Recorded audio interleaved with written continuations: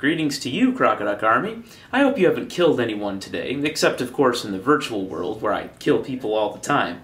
Yes, that was a shameless plug for my gaming channel, where I've been playing Hearthstone.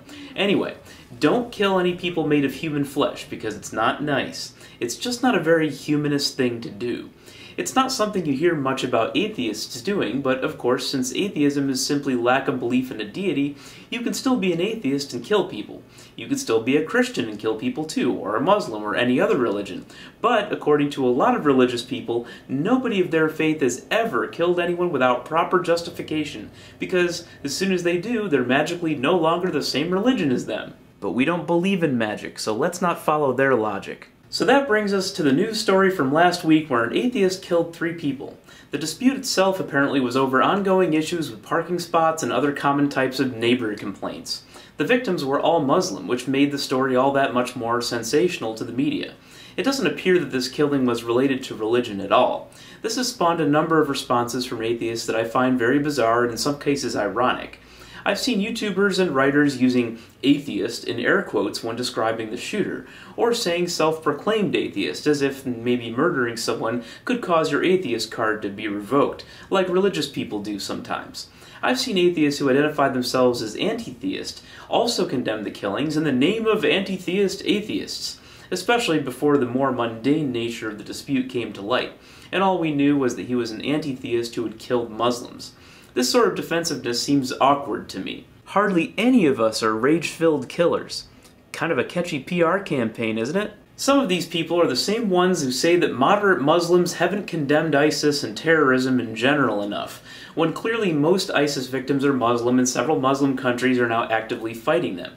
If these atheists can't even be bothered to do a simple Google search to find entire countries full of Muslims who are fighting terrorism, why should they expect religious people to return the favor and actually listen when we tell them how atheists tend to think?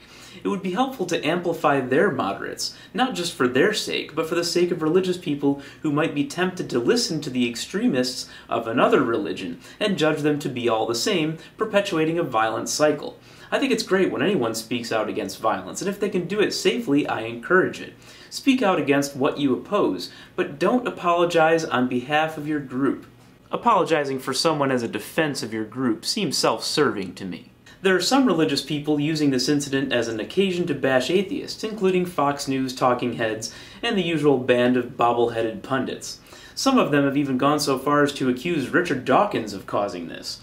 Of course, it's nonsense, but this is to be expected from fundamentalists. If moderate Christians who value human rights don't want us to judge them all by what Pat Robertson says, when it's clear that many don't share his views, let's acknowledge that. When most Muslims say they hate ISIS, let's acknowledge that too.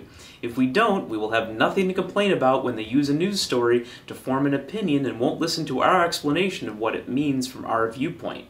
I don't know for sure what led to the killings, but you and I don't need to apologize for it. Simply condemning violence of all kinds and recognizing people as individuals would be a great start, as the descendants of other violent apes will probably never be able to entirely escape violence. But if we're the rational thinkers we see ourselves as, I think we'll give it a shot.